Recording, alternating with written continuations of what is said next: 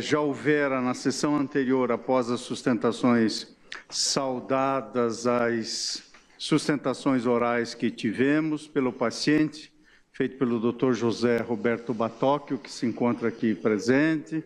Saúdo os demais advogados que também se fazem aqui presente, advogadas, a ilustre Procuradora-Geral da República, e renovando as minhas saudações aos meus ilustres pares que compõem este Supremo Tribunal Federal, que não é hipótese de implementar neste habeas corpus uma revisita ao tema subjacente. O objeto desse habeas corpus se coaduna, em meu modo de ver, com a destinação constitucional desse remédio em apreço nos termos do inciso 5º, do artigo 5º e inciso 68 da Constituição, segundo o qual conceder-se habeas corpus sempre que alguém sofrer ou se achar ameaçado de sofrer violência ou coação em sua liberdade de locomoção por ilegalidade ou abuso de poder. Em outras palavras, o que está em questão neste julgamento deste habeas corpus é a apreciação do ato indicado como coator, um ato concreto do Superior Tribunal de Justiça num caso específico.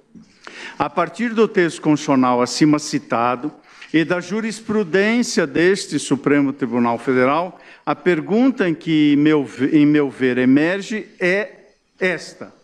haveria no ato indicado como coator ilegalidade ou abuso de poder? Apresento a resposta que entendo cabível. Conforme já mencionei na apreciação da preliminar, a qual obviamente não retorno, mas ali já se apontou como ato coator inicialmente uma decisão monocrática, proferida no âmbito do Superior Tribunal de Justiça. Posteriormente, por meio de aditamento, a ilustre defesa noticiou a superveniência no contexto daquele Tribunal Superior de acórdão denegatório da ordem, em decisão assim emendada. E aqui, senhora presidente, reproduzo a emenda, que é de todos conhecida, neste habeas corpus denegado, que foi habeas corpus 434766, da relatoria do eminente ministro Félix Fischer, apreciado perante a 5ª turma do STJ e julgado, portanto, em 6 de março de 2018. E me excuso da leitura da ementa, portanto. O que se perquire nessa impetração é se tal ato apontado como coator configura ou não ilegalidade ou abuso de poder. Examino isto, portanto. E quanto a esse tema, do ato apontado como coator, por relevante, transcrevo o trecho de voto proferido pelo eminente ministro Félix Fischer, abro aspas, disse Sua Excelência: o vetor hermenêutico atualmente conferido pela Igreja Corte Suprema e por esta Corte Superior,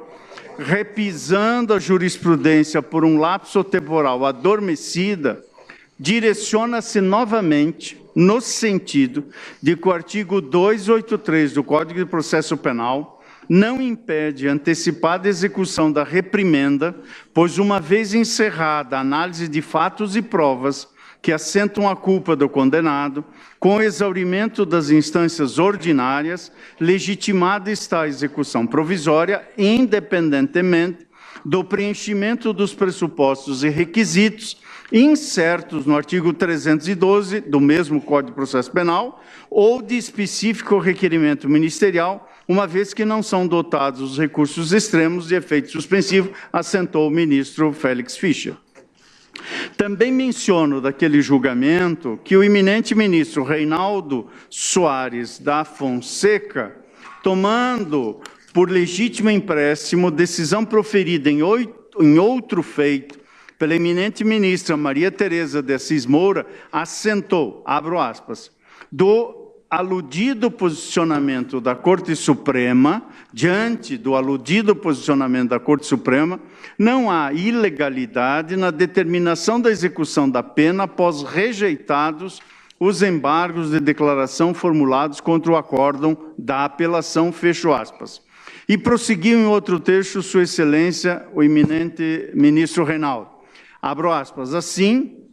a partir do início de 2016, o guardião da Constituição Federal esclarece, abre parênteses, determinando que a segregação do cidadão após o exaurimento da jurisdição das instâncias ordinárias independe do preenchimento dos requisitos do artigo 312 do Código de Processo Penal, porque representa a então autorizada execução provisória da pena, não havendo mais que se falar em prisão preventiva, fecha aspas. Na mesma linha, colho daquele julgamento pronunciamento do eminente ministro Ribeiro Dantas, que disse: se o Supremo Tribunal Federal considerou, ao julgar o precedente debatido, que no processo existia repercussão geral, e era o caso de afetá-lo a seu plenário virtual e decidi-lo com efeito erga omnes, não pode este mero órgão divisionário de tribunal, que está abaixo, ou melhor, que está debaixo da jurisdição da Corte Suprema, presumir nisso uma ilegalidade, porque, por óbvio, o juízo disso, e juízo único, é o próprio Supremo Tribunal Federal, citação que faço do ministro Ribeiro Dantas. A seu turno, o eminente ministro Joel Ilan Paciornik aduziu, por sua vez, naquele julgamento, o seguinte: acresça-se ainda que o plenário do Supremo Tribunal Federal aprovou esse precedente há pouco mais de um ano, após profundo e maduro debate, razão pela qual as Cortes de Apelação e este Tribunal Superior, comprometidos com um sistema jurídico estável e previsível, não cabe deixar de aplicá-lo. Somente ao Supremo Tribunal Federal, a quem incumbe a última palavra sobre interpretação de normas constitucionais, compete alterar seu posicionamento, assentou o ministro Joel Paciornik. E, por derradeiro, cito o eminente ministro Jorge Mussi, que, em sua manifestação, averbou o seguinte, abro aspas, em atenção ao que decidido pelo Pretório Excelso, esta Corte Superior de Justiça tem proclamado a legalidade e constitucionalidade da execução provisória da pena, afastando a alegação de ofensa ao princípio da presunção de inocência, conforme se observa dos seguintes julgados recentes, oriundo de ambas as turmas que compõem a terceira sessão, fecho aspas, é o trecho que cito. Para dizer, senhora presidente, em seguida, o seguinte: esse cenário, a meu sentir, por si só, já indica que o ato apontado como coator, em meu modo de ver, diante da compreensão majoritária e atual deste Supremo Tribunal Federal, não traduz ilegalidade ou abuso de poder, eis que consentânea ao tempo que foi proferido com essa compreensão majoritária do Supremo Tribunal Federal. Acrescento que o Código de Processo Civil, aplicável à espécie, pela incidência do artigo 3º do Código de Processo Penal, prescreve, em seu artigo 926, que os tribunais devem uniformizar sua jurisprudência e mantê-la estável, íntegra e coerente. Não houve, ao menos até o momento, revisão plenária em sede de controle abstrato e constitucionalidade. Indago, seria possível dizer que haveria ilegalidade ou abuso de poder num ato imputado como coator, no qual é seguida a jurisprudência majoritariamente no Supremo Tribunal Federal? Para responder, cito os ilustres professores Luiz Guilherme Marinoni, Sérgio Cruz Arinharte e Daniel Mitidiero, e abro aspas. Dizem eles, o artigo 926 do Código de Processo Civil, que acabo de citar, institui claramente o que a doutrina chama de estar de tises horizontal. Ao dizer expressamente que há dever de outorgar unidade ao direito e de fazê-lo seguro, o que implica torná-lo cognoscível, estável e confiável, o legislador, obviamente, determinou ao Supremo Tribunal Federal e ao Superior Tribunal de Justiça respeito aos próprios precedentes, além de ter determinado aos tribunais regionais federais e aos tribunais de justiça respeito à própria jurisprudência formada a partir dos incidentes de resolução de demandas repetitivas e de assunção de competência. Isto porque a primeira condição para que exista um sistema de precedentes e de compatibilização vertical de decisões judiciais é o respeito por parte das Cortes Supremas aos seus próprios precedentes. Do ponto de vista da administração da justiça civil, disseram os professores ao comentar o Código de Processo Civil, não é possível respeitar quem não se respeita, concluíram os ilustres professores. Digo eu, à luz da regência do Código de Processo Civil, deve ser observada a necessária estabilidade, integridade e uniformidade da jurisprudência, o que é traduzido, inclusive, a partir do dever de autorreferência. Já o disciplinar, o stare decisis, segundo o enfoque vertical, prescreve o Código de Processo Civil no artigo seguinte, o 927, que prevê: os juízes e os tribunais observarão, 1. As decisões do Supremo Tribunal Federal em controle concentrado de constitucionalidade. E cito ainda o inciso 3º. Os acórdãos e incidente de assunção de competência ou de resolução de demandas repetitivas e em julgamento de recursos extraordinário e especial repetitivos. Fechou aspas da citação que faço do CPC. Nessa perspectiva, com todas as vênias ao entendimento em sentido diverso, não depreendo que, à luz da jurisprudência atual deste tribunal, o ato coator colida com a lei, tampouco represente abusividade. Ao contrário, o Superior Tribunal de Justiça, ao chancelar a determinação emanada do Tribunal Regional Federal da 4ª Região, se limitou a proferir decisão compatível com a jurisprudência desta Suprema Corte e, por expressa imposição legal, deve manter-se íntegra, estável e coerente. Consigno que, sem dúvida, é possível, ao menos em tese, que a compreensão dessa Suprema Corte seja mesmo modificada, se e quando verificar-se o julgamento das ADCs 43 e 44. Ressalto que, em meu ver, até tal ocorrência, não é cabível reputar como ilegal ou abusivo um pronunciamento jurisdicional que se coadune com o entendimento então prevalente, e tampouco atribuir ao STJ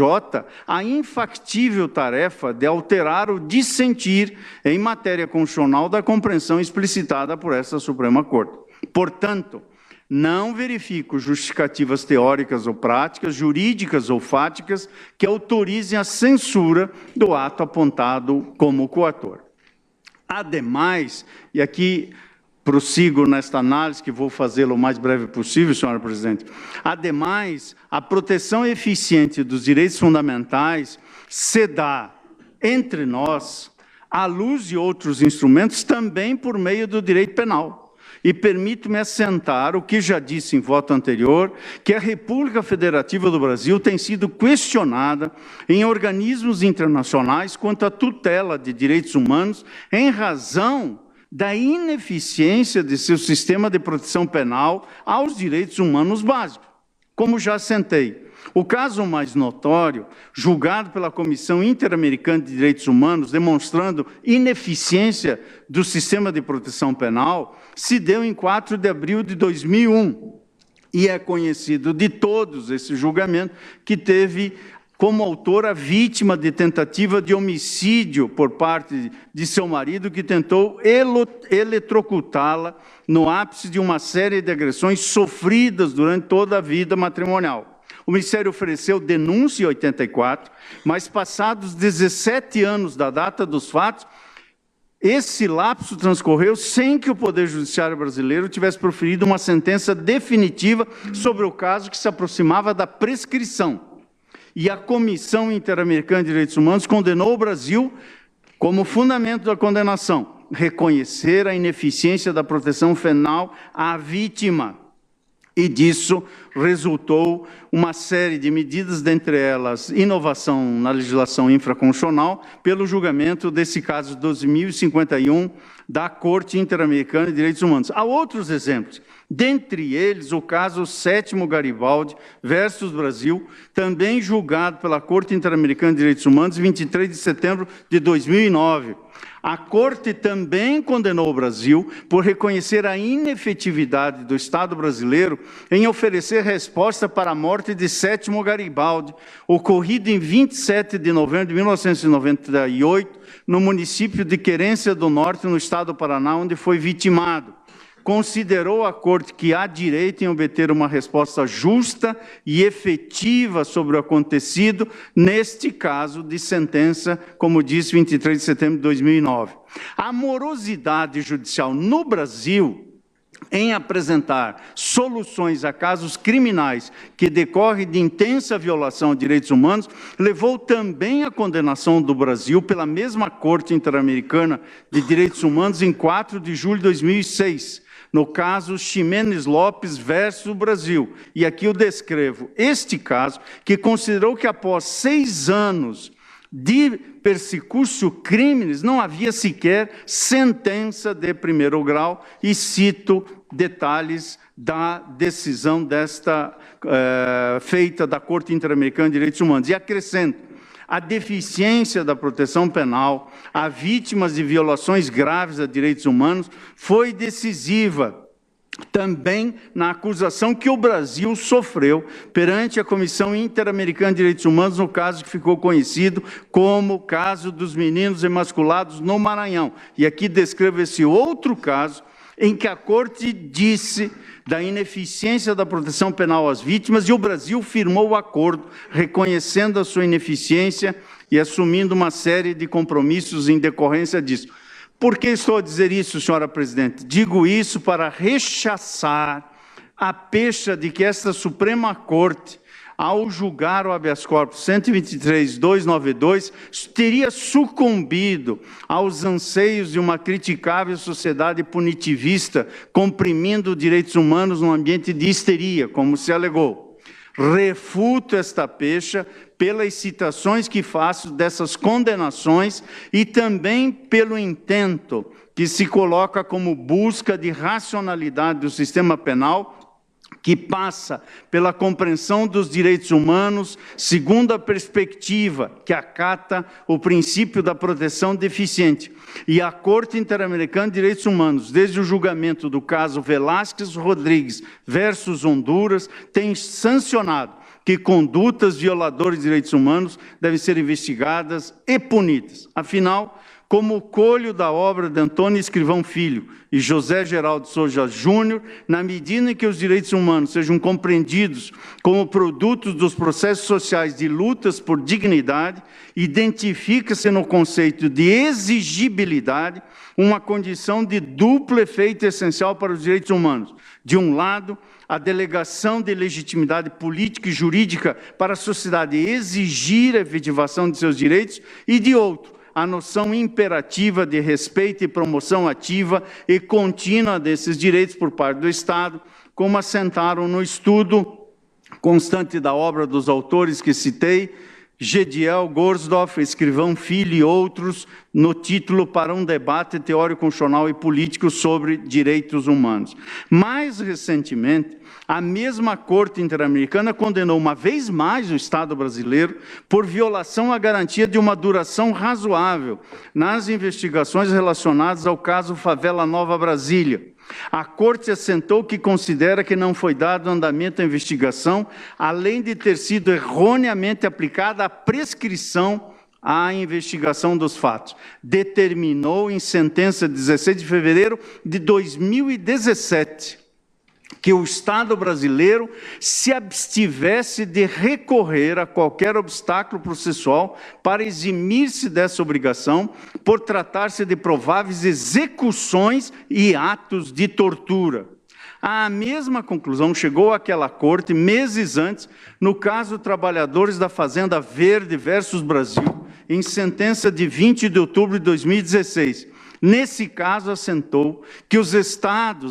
a Corte que os Estados têm a obrigação de garantir o direito das vítimas ou de seus familiares a participar em todas as etapas dos respectivos processos, de maneira que possam apresentar petições, receber informações, aportar prova, formular alegações e, em síntese, fazer valer seus direitos. E que essa participação deverá ter como finalidade o acesso à justiça, o conhecimento da verdade sobre o ocorrido e a concessão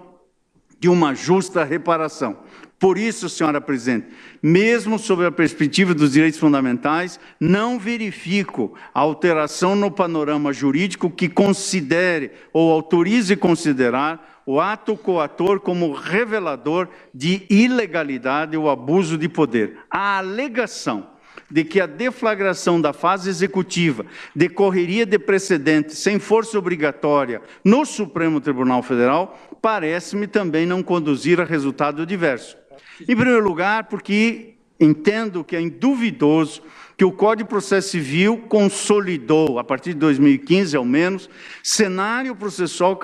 caracterizado por ferramentas de gestão de litigiosidade voltadas a conferir eficácia obrigatória a determinados precedentes. No inciso 2, parágrafo 5º do artigo 988, o CPC expressa ao reconhecer que é admissível reclamação proposta para garantir a observância de acordo de recurso ordinário com repercussão geral reconhecida, a indicar que tais pronunciamentos não possuem mera eficácia persuasiva.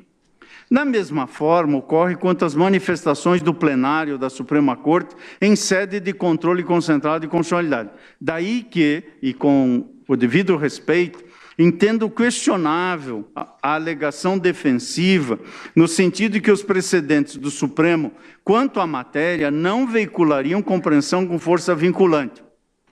De qualquer sorte, parece-me correto afirmar que, no caso, o Tribunal Regional Federal da 4ª Região não utilizou a eficácia vinculante de tais precedentes como razões determinantes de decidir. Ao contrário, firmou posição própria, materializada em verbete sumular, súmula 122, lançando mão das manifestações do plenário do Supremo a título de corroboração de sua convicção, forte na eficácia persuasiva, que, em geral, integra mesmo os pronunciamentos da Suprema Corte. Assim, ainda que se admitisse o caráter meramente persuasivo de tais precedentes colegiados e, portanto, a ausência de caráter vinculante, isso, em meu ver, em nada alteraria o panorama conclusivo, na medida que, ainda assim, não seria flagrantemente ilegal ou teratológica a decisão que aderisse a tal entendimento. Portanto, a questão atinente à ausência ou não de força vinculante, ao caso concreto, não se revela idônea a influir no deslinde processual. Já marchando para a parte final do voto, senhora presidente, digo que no que se refere à ausência de motivação concreta de imposição da prisão, o que em tese configuraria ofensa ao inciso 61 do artigo 5º, inciso 9º do artigo 93, ambos da Constituição da República, enfatizo que a necessidade de fundamentação da ordem escrita de autoridade judiciária deve ser compreendida à luz do momento processual em que inserida.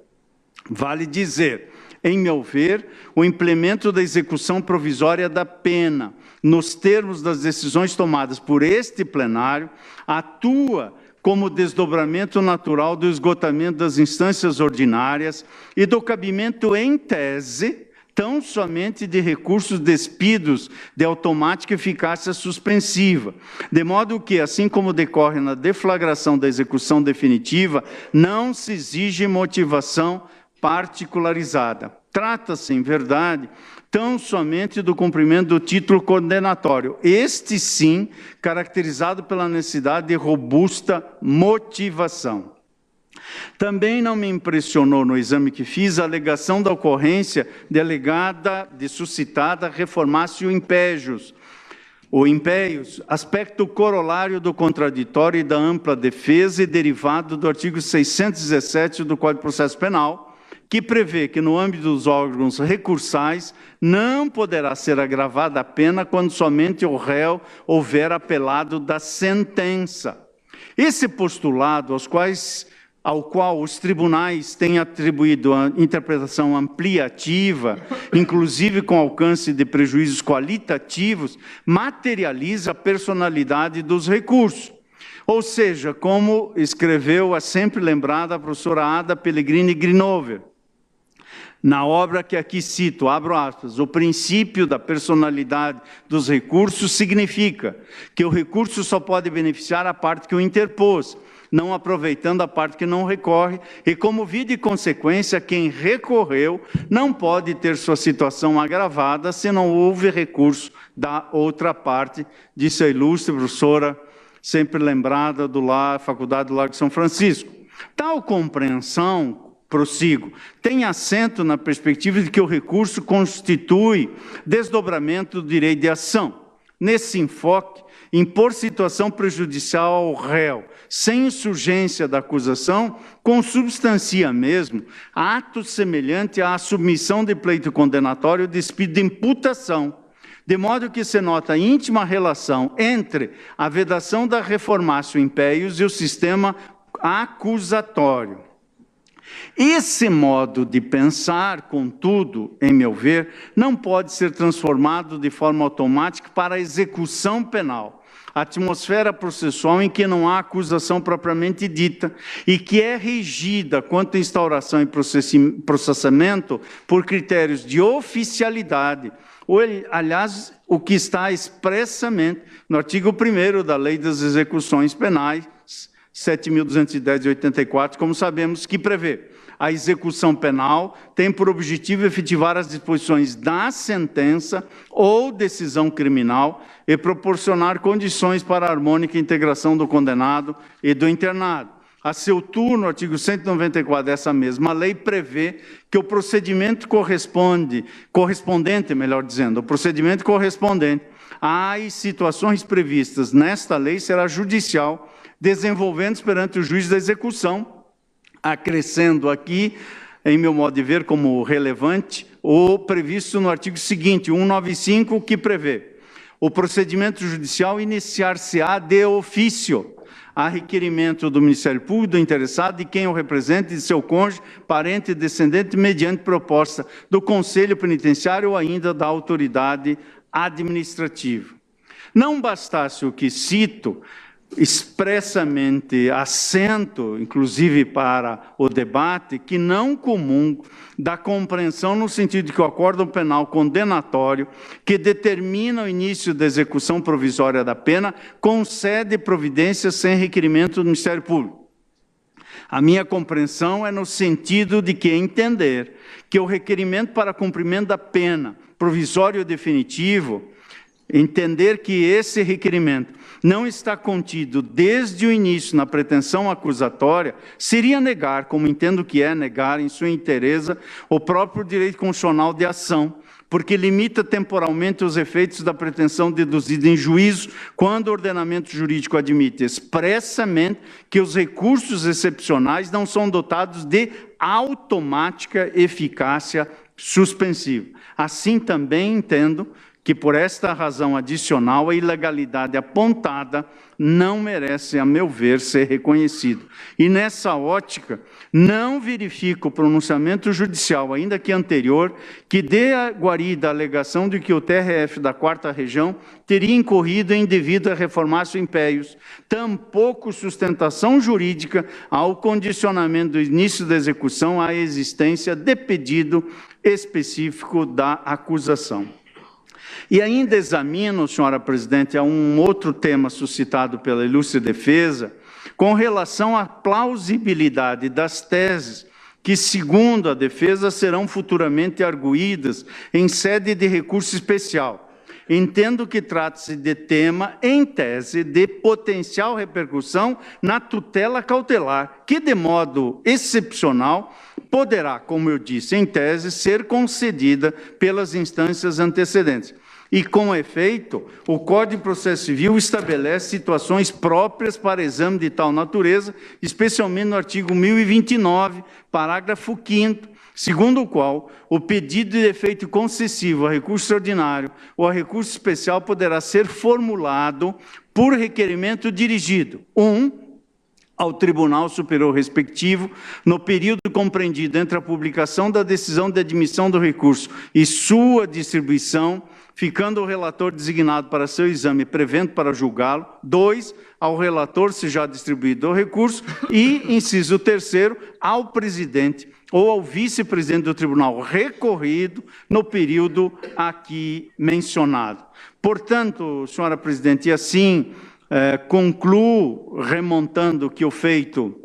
se encontra na ambiência do Tribunal Regional Federal da 4ª Região e que o Superior Tribunal de Justiça consignou acertadamente no ato apontado como coator que o exame da relevância das teses listadas pela defesa afigurar-se-ia prematuro, visto que se quer, em definitivo, encerrada a jurisdição ordinária, o que se alinha com o estipulado no aludido artigo 1029 do CPC. Portanto, senhora presidente, ante o exposto, sob todos os ângulos enfocados, não verifico ilegalidade, abusividade ou teratologia no ato apontado como coator, e meu voto é no sentido de denegar a ordem. É como voto.